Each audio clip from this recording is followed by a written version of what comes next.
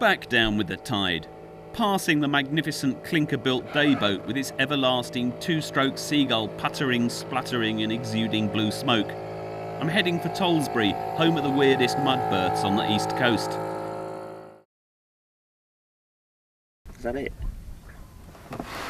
Oh, there you go.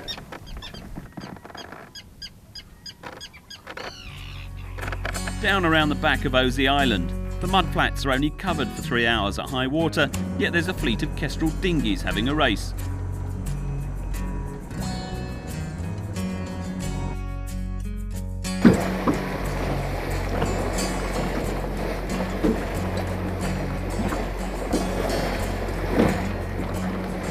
Back towards the mouth of the Blackwater and a 180-degree turn up towards Tollesbury.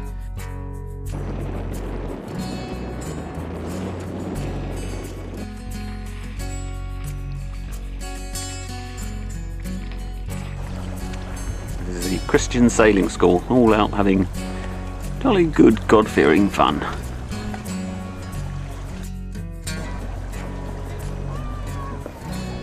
Google Earth reveals this is no ordinary yachting centre.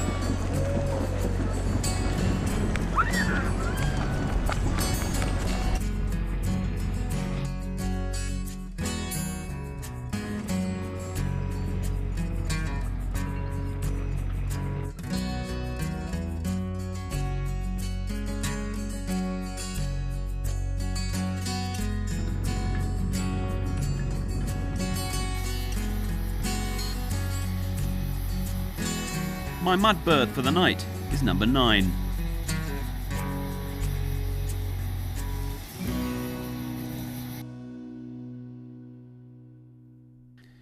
Tollesbury is home to the Mud Club, an eclectic selection of boats.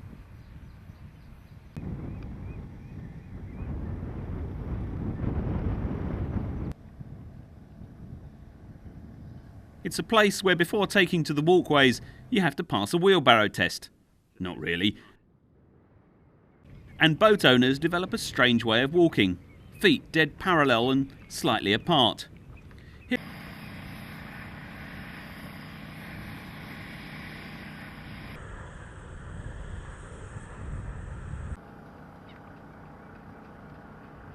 Here at Tollesbury, the tide just keeps coming in.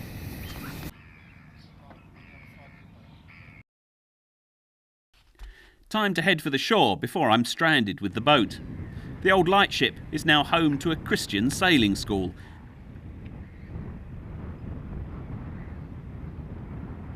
And godbotherers are as thick as thieves at Tollesbury, the politest sailors I've ever come across.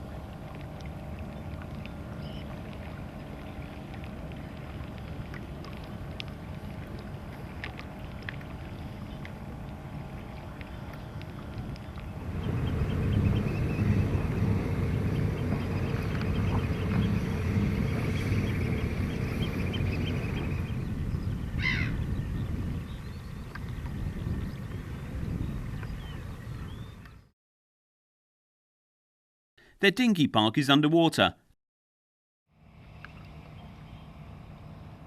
as is the barbecue area. Every spring tide the Christians witness a flood of biblical proportions.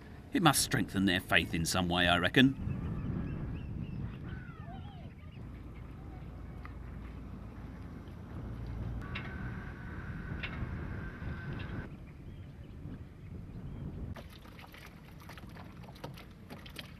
Eventually, the hard disappears.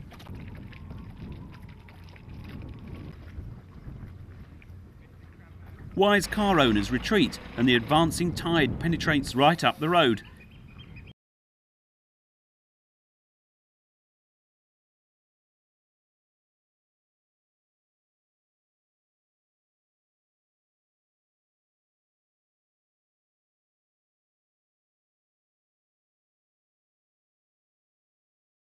Children play in the water. Cyclists, and for some reason there always is one, can't resist the temptation to enter the flood. Then, as suddenly as it arrives, it goes into full retreat. Boats gently sink back to their tailor-made mud berths. Old wooden sailing barge. and the walk from the loo to the boat becomes tenable.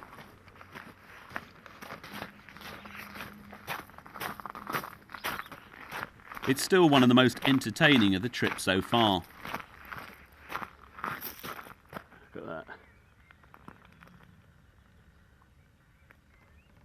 Fooled me for a second. There we go. No other access, many thanks TSL. Is this, if I try and do that, too sometimes. Right, here we go. That's good.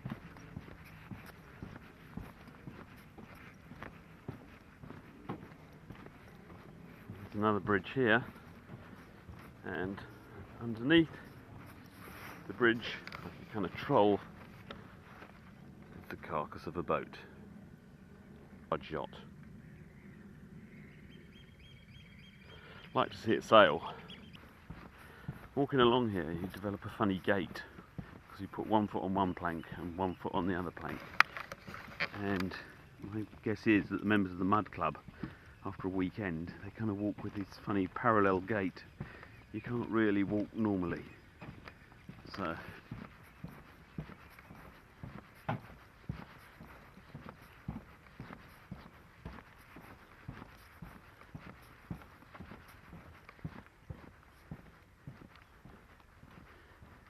There she is.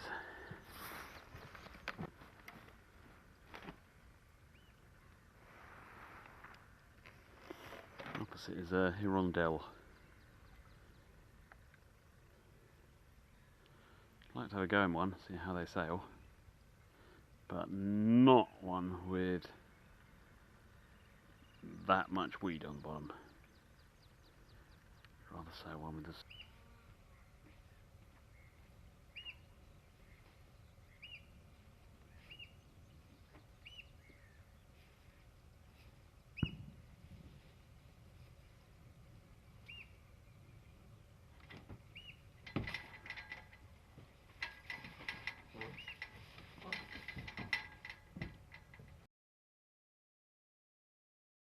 Next morning, I wake to find the boat on the Huh. Overnight, the tide came back and lifted her up and settled her down with a heavy list to port. The weather has got horrible, so I'm hoping that this is going to blow through today.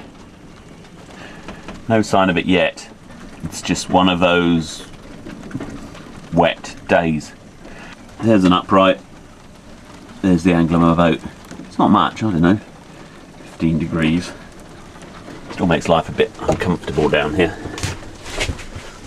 Guess what I'm going to do is sit in my corner there and read a book. I've got a choice of two books. Charles Darwin, Origin of Species, and there's also this, The Vigilantes of Montana. However, the tide is on its way back. I would quite like you to stop raining. Go on, stop, stop, stop. Quite like the wind to ease up too, but mostly it's the rain I'd like to stop.